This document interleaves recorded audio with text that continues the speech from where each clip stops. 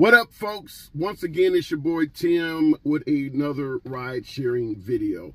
I just wanted to briefly come on here because I had a request from another driver in the comment section of one of my videos. Now, make no qualms about it. I tend to be harsh and a bit bombastic because I believe the ride-sharing companies are treating us like shit. And I don't advise anybody to drive for just the base fares. 85 cents a mile or less, you're on the path to bankruptcy. So I don't advise doing that shit. However, there are folks that do not have a choice, which is why I'm here today. In the comment section, someone put in a statement, please do a video for drivers like us that have no other choice and have to take every trip that Uber or Lyft throws out there. My heart goes out to an individual like that. To me, it almost sounds like you're talking to someone that is in a domestic abuse situation, whereas they're in a desperate situation, so they have to stay with someone that is mistreating them. How the hell do you talk to somebody like that? You want to tell them to get out of it, but at the same time, if I leave him, I don't have anywhere to live, or I might be on the streets homeless. And that's how a lot of the drivers that are doing Uber or Lyft full time, that's the same predicament that they are almost in, where they feel like if they leave it, they don't have any better option.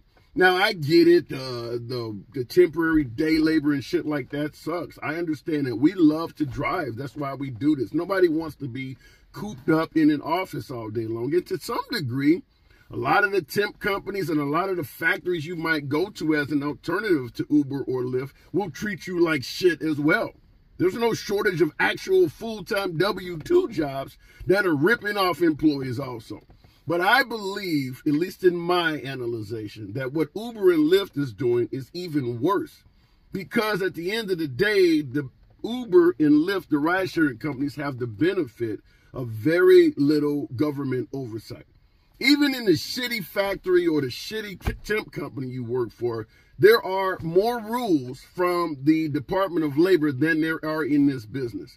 We are essentially independent contractors, and Uber and Lyft have found every loophole to ram it up your ass that they can, to the point where you're essentially being treated like an employee without any of the benefits. So how do I talk to someone that is driving and taking everything that's coming from Uber and Lyft? Like I stated, it's like really watching somebody get their ass beat by their boyfriend or their husband, and then later on at night, you find out they went right back to the guy.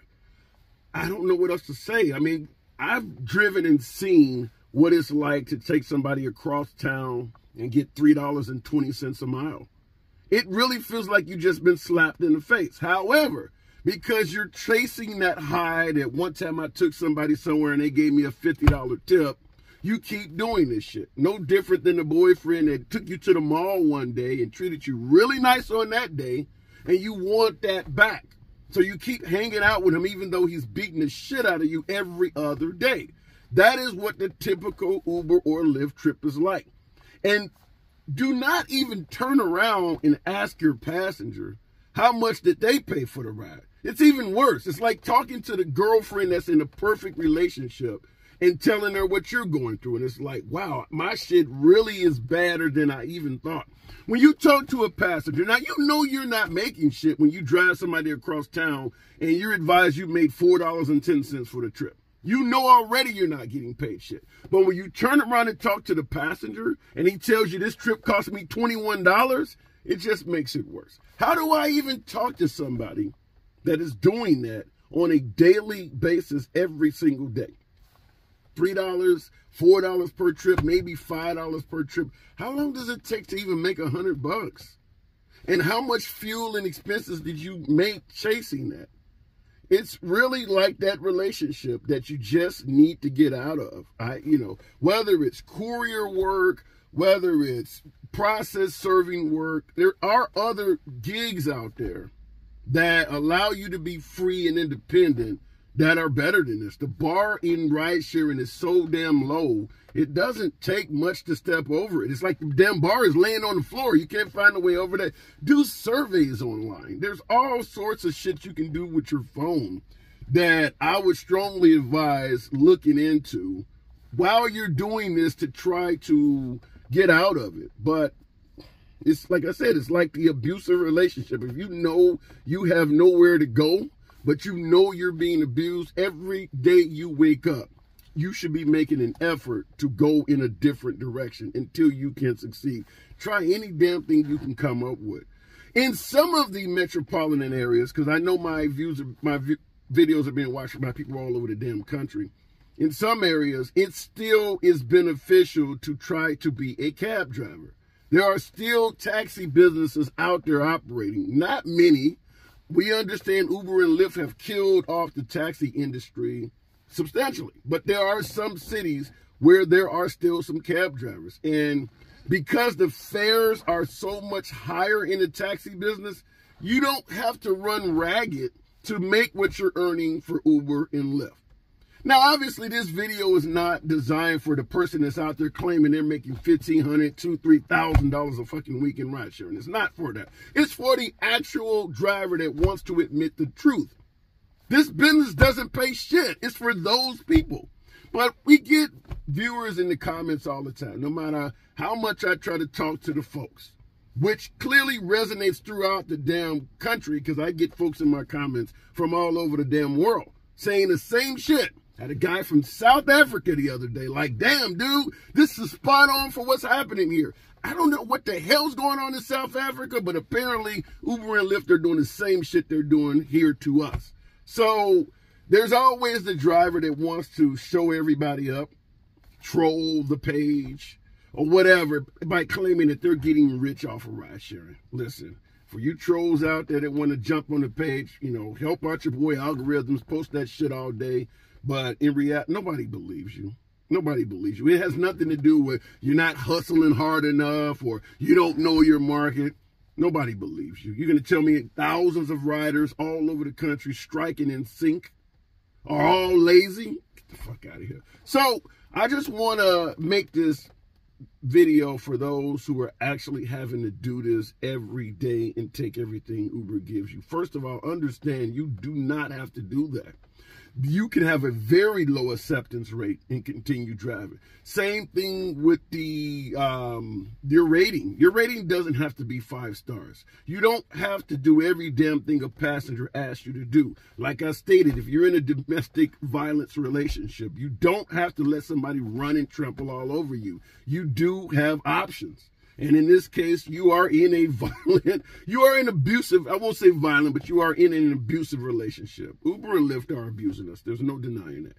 You have other options, such as do not do every ride they give you. If you see a ride that is clearly unprofitable, don't do it. And my motto is simple. The longer the trip, the more abusive. Now, a few of you are in markets where you can drive 40, 50 miles away from you and get a trip 40, 50 miles coming back. But the vast majority of you are not in that situation. So that is the motto. The longer the trip, the more the abuse is. Because if someone gets in your vehicle and they're going to go 30 or 40 miles, they're paying a hell of a lot of money for that trip. 30 miles for you at 70 cents a mile, that's 21 bucks. 80 cents a mile, that's $24 for 30 miles. That passenger is probably paying multiples of that. So the further you take them, the bigger the disparity in what you're getting paid versus Uber or Lyft.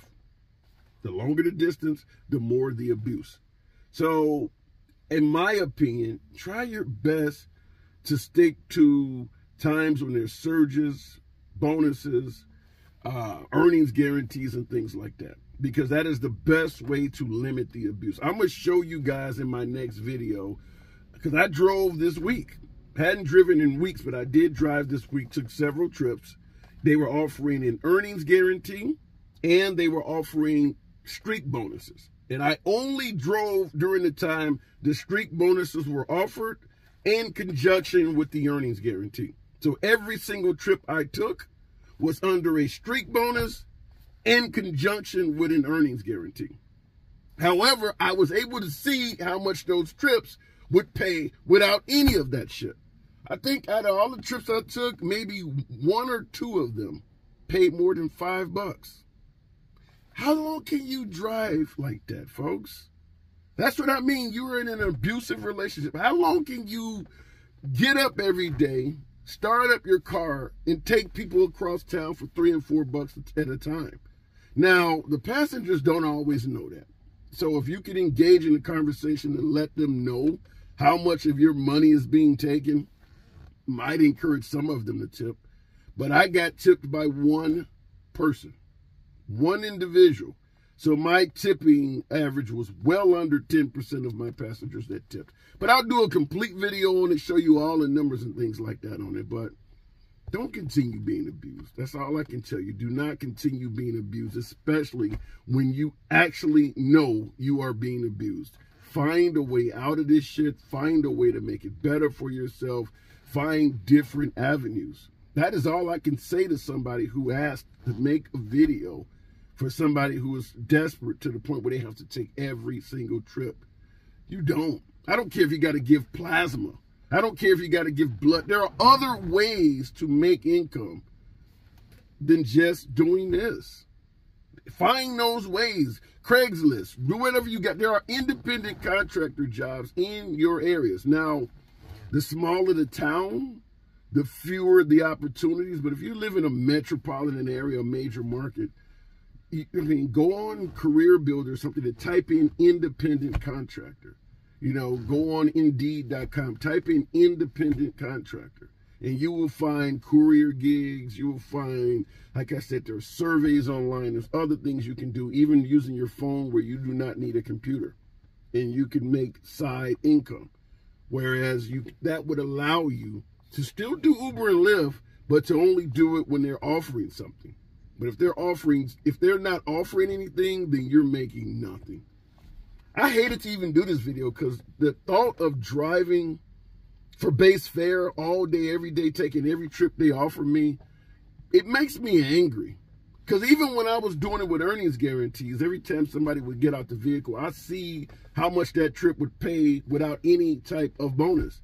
And I'm just constantly over and over again like, shit, that's terrible. I drove 4 miles to pick up somebody who went 3, and I made $3.10. That's 7, 8 miles of my time. And this is all I would have made? To do that for 8, 10, 12 hours a day? I would have to be sleeping in here to make ends meet. You shouldn't have to do that. You shouldn't have to do that. And you know you shouldn't have to do it. You're being abused, and you know you're being abused. Find a way out of this shit. Otherwise, you're just going to keep feeling demoralized every single day.